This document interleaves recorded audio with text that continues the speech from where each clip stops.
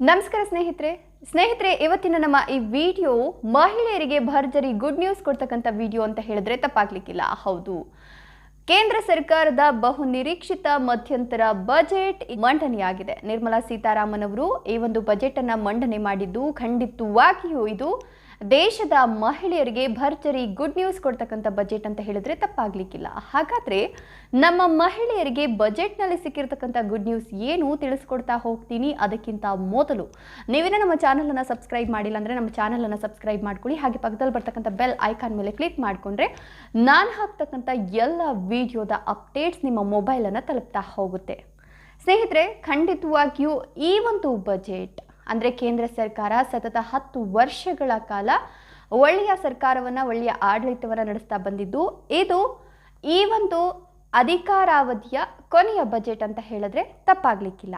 ಹೌದು, 2ನೇ ಅವಧಿಯ ಕೊನೆಯ ಬಜೆಟನ್ನು ಇದೀಗ ವಿತ್ತ ಸಚಿವೆ ಅಂದರೆ ಹಣಕಾಸು ಸಚಿವೆ ನಿರ್ಮಲಾ ಸೀತಾರಾಮನ್ ಅವರು ಮಂಡಿಸಿದ್ದು. ಈ ಒಂದು ಬಜೆಟ್ನಲ್ಲಿ ನಮ್ಮ ದೇಶದ 3 ಕೋಟಿ ಮಹಿಳೆಯರಿಗೆ ಗುಡ್ ನ್ಯೂಸ್ ಅಂತ ಹೇಳಬಹುದು.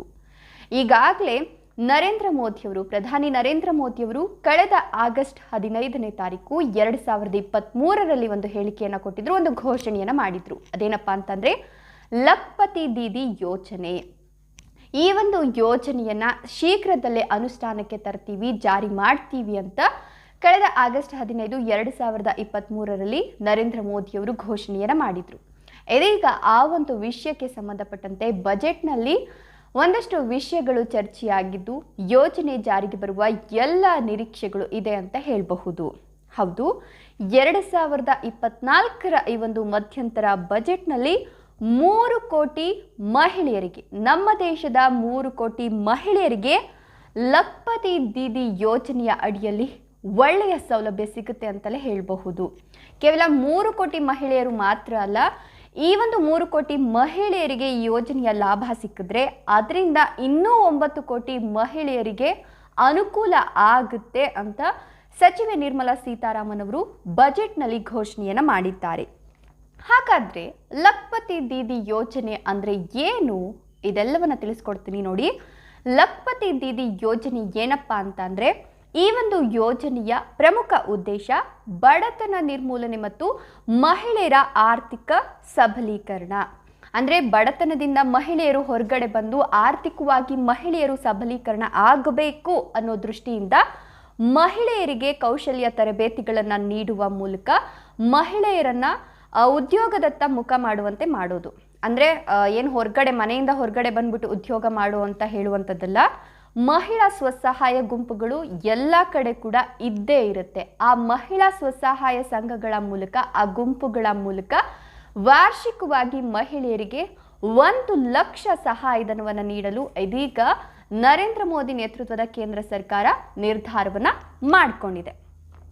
ಸೊ ಕಳೆದ ಒಂದು ಸಚಿವ ಸಂಪುಟ ಸಭೆಯಲ್ಲಿ ನರೇಂದ್ರ ಮೋದಿಯವರು 1261 ಕೋಟಿ ರೂಪಾಯಿ ವ್ಯಯ ಮಾಡಿ 15,000 ಮಹಿಳಾ ಸ್ವಸಹಾಯ ಸಂಘಗಳಿಗೆ ಡ್ರೋನ್ಗಳನ್ನು ವಿತರಣೆ ಮಾಡ್ತೀವಿ ಅಂತ ಹೇಳಿತ್ತು. ಡ್ರೋನ್ಗೂ ಮಹಿಳೆಯರಿಗೂ ಏನು ಸಂಬಂಧ ಅಂತ ನೀವು ಕೇಳಬಹುದು. ಖಂಡಿತವಾಗಿಯೂ ಇದನ್ನು ತಿಳಿಸ್ಕೊಡ್ತೀನಿ. ಈ ಮಹಿಳಾ ಸ್ವಸಹಾಯ ಸಂಘಗಳು ಏನಿದೆ, ಆ ಮಹಿಳಾ ಸ್ವಸಹಾಯ ಸಂಘಗಳಿಗೆ ಕೇಂದ್ರ ಸರ್ಕಾರ ಆರ್ಥಿಕ ಸಹಾಯಧನ ನೀಡೋದ್ರ ಜೊತೆಗೆ ಡ್ರೋನ್ಗಳನ್ನು ವಿತರಣೆ ಮಾಡಲು ಮುಂದಾಗಿದೆ. ಮಹಿಳೆಯರನ್ನ ಈ ಡ್ರೋನ್ಗಳ ಮೂಲಕ ಮಹಿಳೆಯರಿಗೆ ಡ್ರೋನನ್ನು ಓಡಿಸೋದು ಹೇಗೆ, ಡ್ರೋನ್ ಏನಾದರೂ ಕೆಟ್ಟೋಯ್ತು ಅಂತ ಅಂದರೆ ಅದನ್ನು ರಿಪೇರಿ ಮಾಡೋದು ಹೇಗೆ, ಡ್ರೋನನ್ನು ಹಾರಿಸೋಕ್ಕೆ ಪೈಲಟ್ ಜೊತೆಗೆ ಸಹಾಯಕಿ ಪೈಲಟನ್ನು ಈ ಒಂದು ಕೇಂದ್ರ ಸರ್ಕಾರ ಯೋಜನೆಯ ಅಡಿಯಲ್ಲಿ ಎಲ್ಲರಿಗೂ ಕೂಡ ತರಬೇತಿಯನ್ನು ಕೊಟ್ಟು ಅವರನ್ನು ಸನ್ನದ್ಧ ಮಾಡುತ್ತೆ. ಅಂದರೆ ಡ್ರೋನ್ ಓಡಿಸೋರಿಗೆ ಸಹಾಯ ಮಾಡೋರು, ಡ್ರೋನ್ ಏನಾದರೂ ಕಾರ್ಯಾಚರಣೆಯಲ್ಲಿ ಅಡಚಣೆ ಆಯಿತು ಅಂತಂದರೆ ಅದನ್ನು ದುರಸ್ತಿ ಮಾಡೋರು.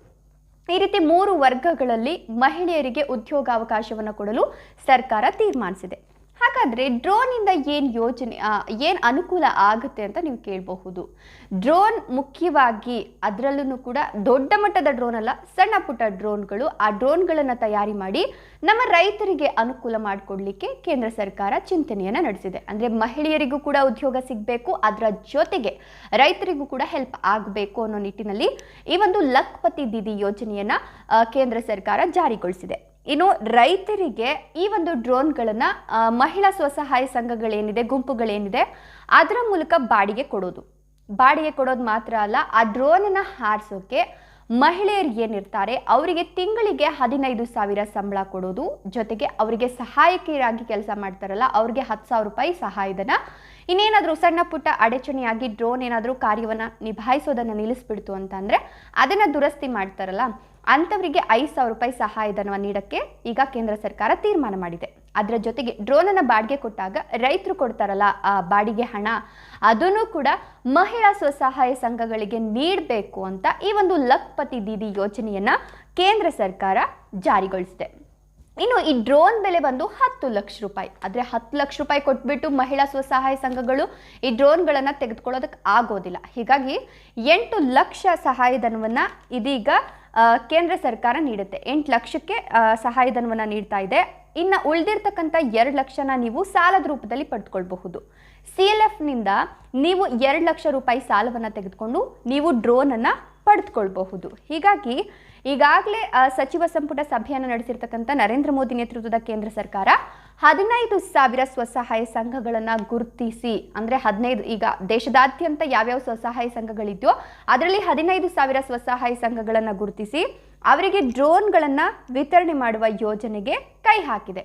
ಮಾರ್ಚ್ ಅಂತ್ಯದ ಒಳಗಾಗಿ 14,500 ಸ್ವಸಹಾಯ ಸಂಘಗಳಿಗೆ 500 ಡ್ರೋನ್ಗಳನ್ನು ನೀಡುವ ಯೋಜನೆಯನ್ನು ಇದೀಗ ಕೇಂದ್ರ ಸರ್ಕಾರ ತಯಾರಿ ನಡೆಸ್ತಾ ಇದೆ. ಈ ಯೋಜನೆ ಜಾರಿಗೆ ತರಕ್ಕೆ ಕೇಂದ್ರ ಸರ್ಕಾರ ತಯಾರಿ ನಡೆಸ್ತಿದೆ. ಈ ಒಂದು ಯೋಜನೆಯ ಕುರಿತು ಸಚಿವ ನಿರ್ಮಲಾ ಸೀತಾರಾಮನ್ ಅವರು ತಿಳಿಸಿದ್ದು, ಖಂಡಿತವಾಗಿಯೂ ಕೂಡ ಮಹಿಳಾ ಸ್ವಸಹಾಯ ಸಂಘಗಳಲ್ಲಿ ಯಾರ್ಯಾರು ಕೆಲಸವನ್ನು ನಿಭಾಯಿಸ್ತಿದ್ದೀರಾ, ಯಾರ್ಯಾರು ಸೇರ್ಕೊಂಡಿದ್ದೀರಾ ಅವರಿಗೆ ಗುಡ್ ನ್ಯೂಸ್ ಅಂತ ಹೇಳಬಹುದು. ಮಾರ್ಚ್ ವೇಳೆಗೆ ಈ ಒಂದು ಯೋಜನೆಯ ಲಾಭವನ್ನು ನೀವು ಕೂಡ ಪಡಿಬಹುದು ಅಂತ ಹೇಳ್ತಾ ಇವತ್ತಿನ ವಿಡಿಯೋವನ್ನು ಮುಗಿಸ್ತಾ ಇದ್ದೀನಿ. Thank you.